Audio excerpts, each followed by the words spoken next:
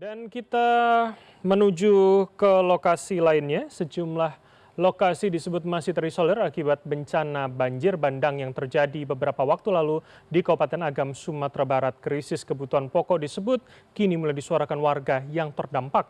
Lalu apa langkah dari pemerintah kabupaten mengatasi keterbatasan ini? Masih mampukah Pemkab atau akan menyerahkannya ke pihak pusat? Dan untuk menjawabnya sudah bersama kami dari luar studio, Bupati Agam Beni Warli. Assalamualaikum, selamat malam Pak Beni. Waalaikumsalam Mas Bram, pemirsa. Baik, terima kasih Pak Beni sudah berkenan bergabung. Jadi artinya untuk kabupaten tempat Anda memimpin, masih ada berapa tempat yang hingga saat ini terisolir begitu Pak? Ya, untuk Kabupaten Agam sebetulnya yang terisolir betul tidak ada lagi, karena semua sudah bisa dijangkau, baik dengan kendaraan roda 2 maupun juga dengan jalan kaki. Jadi ada daerah hanya 2 lagi itu di Kecamatan Pelembayan yang memang kita jangkau kemarin dengan kendaraan roda 2 dan juga ada melalui jalan kaki. Tapi itu tidak terlalu jauh dan semua sudah terlayani dengan baik terhadap pasokan-pasokan logistiknya. Seperti itu Pak Pram. Oke, baik. Kami mendapatkan informasi katanya banyak akses yang terputus. Bagaimana kondisinya hari ini? Apakah itu sudah ditemukan solusinya atau memang masih mencari cara begitu Pak? Ya, akses yang terputus karena 2 hari ini ya, 3 hari ini hujan sudah mulai lagi. Jadi sudah mulai ada longsor. Kemarin sudah terbuka, sekarang tertutup lagi. Jadi beberapa akses jalan seperti jalan kita untuk menuju ke Matur namanya, Kecamatan Matur. Itu juga sekarang sudah mulai amblas lagi. Dan ini alat kita sekarang standby di seluruh lokasi untuk melakukan pembukaan kita longsor-longsor yang sering terjadi. Dan hampir hari ini terjadi karena hujan turun dengan intensitas yang cukup tinggi. Dan ini kita standby-kan agar akses ketika masuk kita bisa terbuka, bisa diakses dengan cepat. Seperti itu Mas Bram. Oke, Pak Beni, jadi kalau Anda katakan memang kondisi masih buruk, ada hujan dengan intensitas lebat, seberapa kemudian itu juga bisa membahayakan para petugas yang bersiaga begitu Pak? Apa skema yang sedang direncanakan pemerintah kabupaten? Ya, jadi alat-alat kita yang bekerja, ketika hujan lagi kita hentikan dulu, nah, kemudian baru kita ulangi lagi. Jadi setiap hari ini alat kita yang bekerja ada kurang lebih 30 alat berat bekerja di Kabupaten Agam.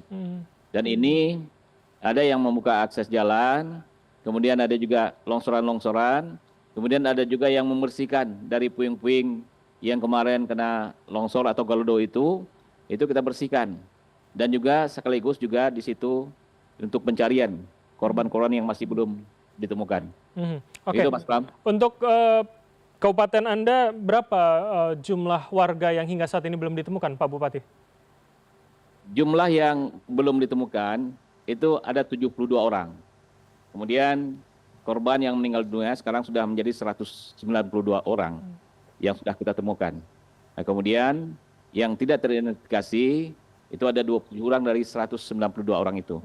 Dan inilah yang hari ini kita makamkan secara massal ya, karena memang sudah dicoba, namun itu pendataannya tetap ada melalui DVI. Ketika nanti keluarganya yang kehilangan, dia datang, dia menunjukkan ini identitasnya, kemudian kita periksa, dan kita masih bisa untuk menemukan ketika nanti ada yang melaporkan.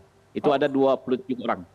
Oke, masih jumlah yang cukup besar begitu ya, Pak Beni. Jadi artinya saya ingin tahu bagaimana rencana pemerintah kabupaten ketika banyak rumah warga yang rusak, banyak orang yang kehilangan tempat mereka kembali pulang.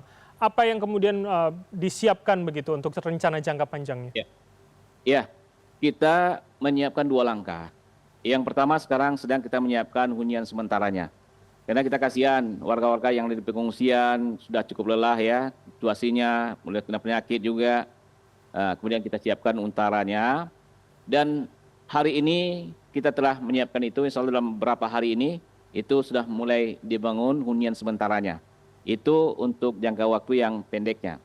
Kemudian untuk jangka waktu panjangnya kita siapkan untapnya, hunian tetapnya. Jadi lokasi-lokasinya sudah kita siapkan dan sudah bebas. Itu adalah lokasi lahan-lahan yang milik pemerintah daerah sendiri, jadi tidak bermasalah. Dan hari ini telah ditinjau baik oleh provinsi, begitu juga dari BNPB. Pak Sestama juga tadi melihat langsung ke lapangan untuk rencana hunian sementara kita. Dan insya Allah itu akan segera dibangun. untuk bisa ditempati oleh warga-warga kita yang sekarang di pengungsian. Begitu. Oke, baik. Pak Beni, artinya sejauh ini Pemkab masih merasa bisa menangani atau kemudian seperti banyak kabupaten kota lain yang kemudian tidak sanggup begitu, Pak Bupati? Iya, kita tidak mengatakan kita tidak sanggup dan juga tidak mengatakan kita sanggup. Karena kenapa? Karena kita terus bersama-sama. Ada pemerintah kabupaten, kita bekerja sesuai dengan kemampuan kita. Kemudian ada pemerintah Provinsi Sumatera Barat yang juga aktif setiap hari ya. Kemudian ada pemerintah pusat yang kita didampingi oleh BNPB setiap hari. Kemudian bantuan-bantuan juga dari pemerintah pusat juga ada. Setiap kementerian juga datang. Jadi artinya kita tidak khawatir, kita bersama-sama, Kabupaten Agam, Provinsi Sumatera Barat, dan pemerintah Republik Indonesia.